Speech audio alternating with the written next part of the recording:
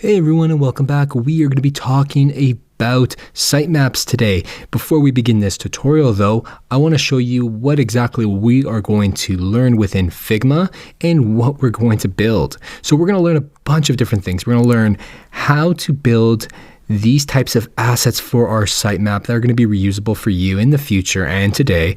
And we're going to make non-component versions, and we're going to learn how to use components.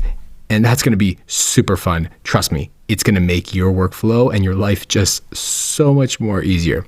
Then we're actually going to build our own sitemap as well. So you're going to need a couple of things before we can actually start building. You're going to need, obviously, you're going to need Figma, but you're going to need the Autoflow plugin. So if I go into my plugins just by right-clicking, this is what Autoflow looks like. And if I were to make a rectangle, it basically allows you to connect one layer to the next, kind of like how we're seeing here. We're going to be using that a lot. So if you haven't used this plugin yet, definitely get it before we start. Okay, let's get started.